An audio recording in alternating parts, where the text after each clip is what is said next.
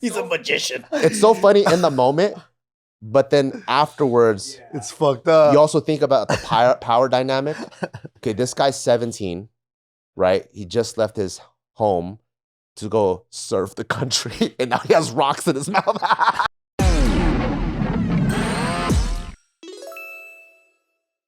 Welcome back to another episode of Careful Boys. Today, Careful boy.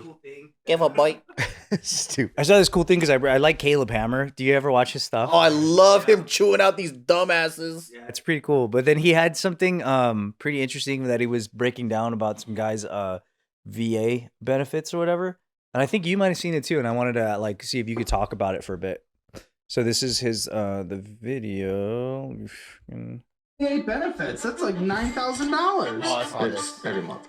Does this disability? $9,000. There is not one veteran that has been on the show that does not have disability, by the way. Does every veteran in the world that you know have disability? As far as I know, except for my grandfather for some reason, but Okay. Can I ask what happened? just basic stuff. Yeah, I don't need details. I just become more and more curious because this is every single veteran on the show is on some form of disability. Yeah. Which, totally down for if something happened. They have to go through a whole system. It takes like 6 to 8 months most of the time. They do their research, see what did happen in the military, and then Sure. they give it to you or they don't. 9,000? Is that pretty abnormal? I don't even know how you, because I'm just going through the system right now and learning about it. I don't know how you get 9,000 because I think if you're 100%, so the highest rating is 100% total and permanent, meaning, because even if you're under 100, like let's say you're at 60 or 80, if for some reason they re-rate you and they see you're getting better, they'll reduce your benefits. As you recover. Yeah, like let's say you had a crazy leg injury, it's getting better. Like, okay, this guy doesn't need to go see a physical therapist anymore, do whatever anymore. Yeah. They can reduce your rating if you go back and get checked. Once you're at 100% TNP, like total and permanent, that means they don't see your condition ever getting better. I think the max at that is like maybe like high 3,000s, low 4,000s. Yeah, that's what everybody was saying in the comments. That's the highest I've ever. I got a buddy who's full 100% and he gets like 4,000. That's yeah. What kind of stuff consists of 100%? Like, if were you an amputee because a bullet, like you stepped on a mine and it blew up your leg, or like some hardcore shit? It's a very complicated system because how do you gauge someone who has like one full leg blown off versus a scratch on an eye and a scratch on a finger and a scratch on an ear and a scratch on a nose, like. Oh, it added up? Yeah, it's like, so they have to try to find their most fair weighted system versus I just blew my toe off or whatever. But yeah, 100% TMP, that's the highest. And to my knowledge, that's like $4,000. I don't know how he got Yeah, it. they were saying in the comments, they're saying that guy must be receiving back pay for something at the same time. What does that mean? So back pay, what happened is what he's talking about 6 to 8 months, that's if you're fucking lucky. Most people I know take years to get it done. So especially depending on the era that you joined in the military.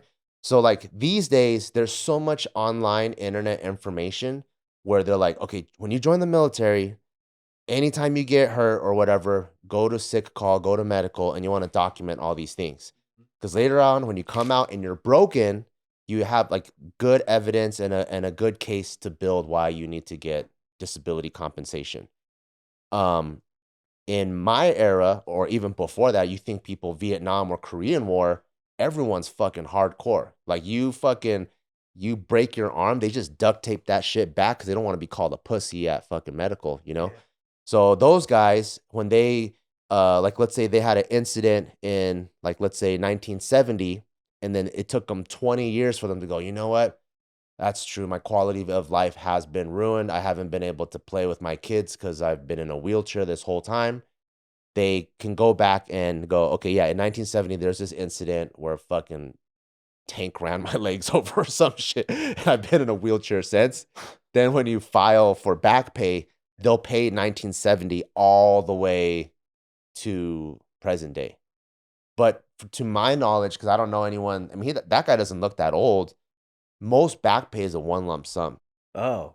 So I've never seen back pay where it's like, here's a monthly payment. But I assume if it's a giant amount, then it won't be one lump sum. But I've never seen anyone get 9,000. The comments were super interesting because there's like a lot of like veterans kind of weighing in on it, and then a lot of people also talking about how they feel like that's scamming the system, that there's so many disabled veterans that appear to be in pretty decent health. What do you think about that claim? So the system to go through is very rigorous. I've had a couple of appointments already for like legit stuff because you could claim like scars or like I have sciatica on both sides, and they have bugged me like throughout my just regular life after the military because of all the crazy like ruck marches and stuff. So if I squat wrong, sciatica flares up just like that, and I can attribute it back to a single incident of what happened. But when you go through it, the examiners aren't even part of the VA. They're like a third-party medical group. So imagine like you applied through the VA. They go, okay, go to Kaiser Permanente or whatever. They're gonna do your evaluation, and then so they're not. They don't have stake in either side. They don't have stake in the veteran side, and then they don't have stake in the civilian, private, or money, whatever, right? And then so you have to go through that whole process. They evaluate you. There's times where I got rejected for things that are clearly, what is it called? I have, because you have to have a diagnosis and this thing called a nexus, which connects it to your service and then your actual condition. And there's times I have to apply like 3 or 4 times for like the same shit. So it's pretty rigorous. So I don't think there, and to my knowledge, even all the people that I know that are, have the 100%. I don't know any, because I'm Chinese, I'm always looking for it. I don't know any backdoor routes into this system. And I'm looking. I think it also is so weird because I think when normal people see something like this, like if you don't watch a lot of military content or know a lot about it, you just see a guy that seems like he's totally fine, and then when he says he has 100% benefits, you're just like, that guy has 100%.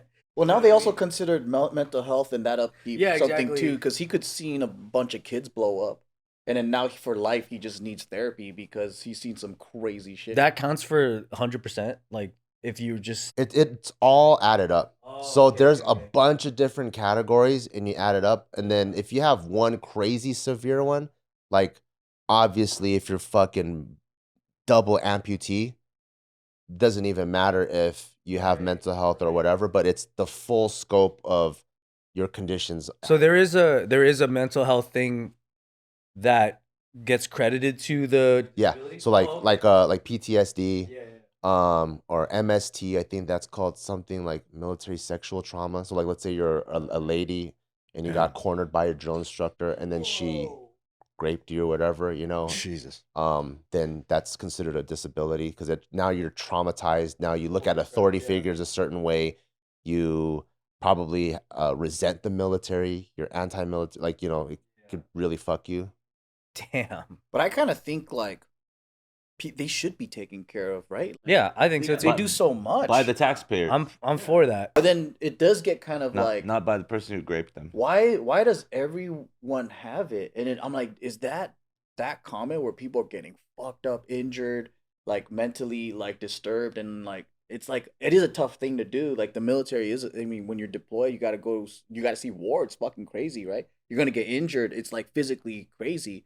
So I guess the frequency of it is like, damn, that's a lot of people that are just fucked for life. They're doing a really good job now that they didn't do when I first joined. Like when Subin tells me his recruiting stories, I think a lot of the disability stuff, and like obviously if you're hurt, let's take care of them, right? But then I don't think that's the issue. The issue is how do we have people less hurt, right? So that we don't even have to get to that. So how do we, if we can have less people hurt, then we don't have to spend as much on disability. And how do we get them less hurt? I think it's the screening process.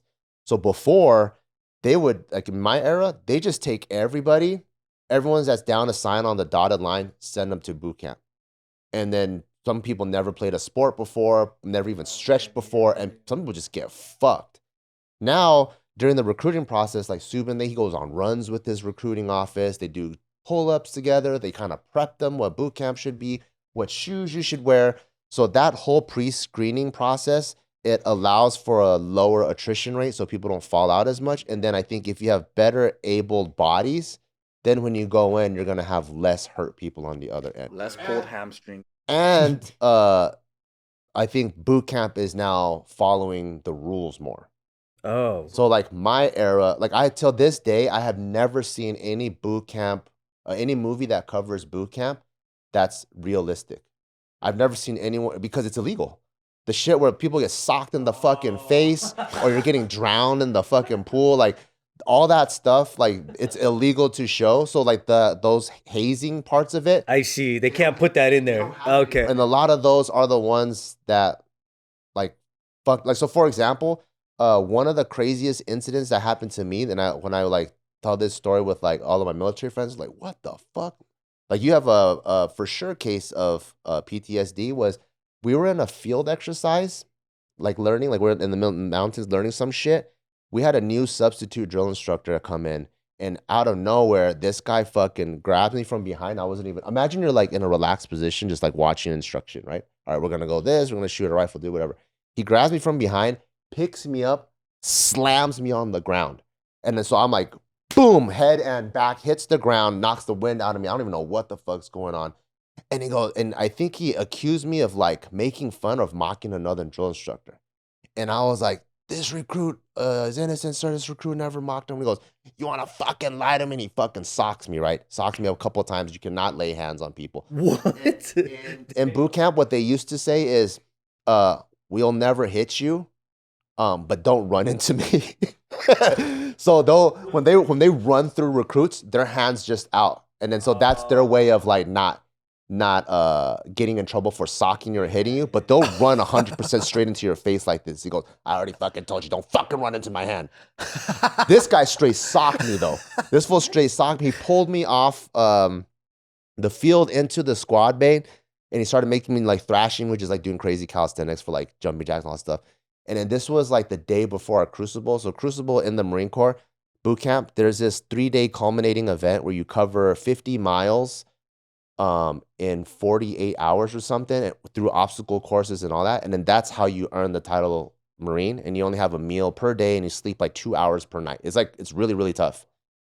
And the day before, he whispers in my ear, he goes, I'm going to make your fucking knees pop so you fail the Crucible. I'm like, what the fuck? For something I didn't even do? Whoa. Just like shit like that would never fly, I think, in today's. But my stories like that was like one of my favorite stories was we were in the field too, and then this drill instructor tells the other drill instructor to come, and he goes, my recruit knows magic. And then he's like caught off guard, and he was like, what, sir, what is it? And he goes, he can make those rocks disappear. And then he was like, he can, let me see it. And then he grabs like rocks, and he goes, make it disappear. And he's like, doesn't know what to do, so he just throws it in his mouth. He goes, see, what did I tell you? Crazy, right? And he goes, now chew. And he's like, and you just hear his fucking teeth and rocks just like going like this. And he goes, now say, And he goes, And you see the drill instructors just fucking laughing, like, and like shit like that. I don't know if that would fly, but that was everyday commonplace shit. So I don't know if that shit would fly in this day and age. And I can only imagine like Vietnam War era. Oh my God, yeah. Like those guys are fucking they probably held knives to fucking recruits. Right. Like, do you want to be a fucking Marine? Do you want to be a fucking Marine? Like, chewing on rocks is hilarious. Yeah, it's funny. It's so funny. He's a magician. It's so funny in the moment, but then afterwards, it's fucked up. You also think about the power dynamic. Okay, this guy's 17, right? He just left his home to go serve the country, and now he has rocks in his mouth. He's serving the country with fucking rocks in his mouth. Yeah, and this guy's fucking like some fucking like 28-year-old seasoned infantryman, and you're like so scared of him. He can literally make you do whatever the fuck he wants because in your. So yeah, it's like a lot to it. It doesn't feel like strictly training. Yeah. And so yeah, like I think there's a lot to it, but I do think the military itself is getting much better in terms of like the preventative part of it so that you don't have as many like hurt people. You really didn't, you weren't doing anything at all and they just slammed you? If I were to be devil's advocate, because I always try to think about the other side first, I think a lot of Asians look alike. And I think another Shut Asian up, did it. dude. And so from across the field, he was just like, that motherfucker did it. Shut up. And then he just slammed me. And in the drill instructor's mind, all pain is good, even if it's wrong, because they're all teaching moments. So I think in his mind, he's like, even if I grab the wrong kid, this is just going to make him stronger. Someone else learned the lesson. There's some other Asian Marine going, oh shit, that guy's getting fucked I up. was the one that's fucking around. Dude. Damn. It's hella funny if you were to tell the VA about that story. They pull up some kind of video, and in the video, it is you going. He just forgot. He was a troublemaker then too. What's crazy, like, depending on how you tell the story, because I'm learning, I'm going through the process. If you tell the story and you feel all right, like me, even though at night I could be going home and having panic attacks about it or whatever, they're like, oh, dude, you're totally fine. Nope, no PTSD or whatever. Like, someone could see kids' heads exploding, and they ask them, how are you doing today? Oh, pretty good. Oh, we saw kids' heads exploding. No PTSD. So it's crazy. So everyone that I've ever met that has gone through the process and got rated, Yeah. it's legit, because it's tough to go through. It also feels strange where, like, let's say that you are a veteran and you qualified for like full disability. It feels kind of weird that other people are like, you don't look disabled. Or like, why don't you like prove why you need it? Yeah, you have no idea. They already went through that rigorous process you talked about to get there, and now they have to prove it to some random. That feels like shit to me. Like, it don't feel like it's your business to be like, you seem fine. You don't deserve it. Yeah. The biggest parallel I see is when you see UFC fighters show up to the fight, and then you find out that actually he had a broken rib in training, broken toe in training, or had COVID for 2 weeks during training, you know? And it's like, yeah, because when most people, they don't walk around with their shit expressed. You know, they don't walk around with their conditions out. Everyone's trying to like put up, like, oh, I'm good. Does that mean, does VA disability work the same as regular disability, where if you get caught fucking, entering a breakdance battle, like you'll lose benefits? Oh, like if they see you in real life doing some shit? Let's say that my leg, I can't use it very well, and then you're fucking doing some crazy shit. I think so. I think so, yeah. If it's cut it. Yeah. If you said like, yeah, if you're like fucking your feet are disabled and they see you enter tap dancing or some shit, I think, yeah. What a discovery. I think they're like, yo, there's no way you could be tap dancing with feet like that. But what if it's like clearly a different style because of your injury? Yeah, what if you're not very good? Maybe. I just do it for the love of the game.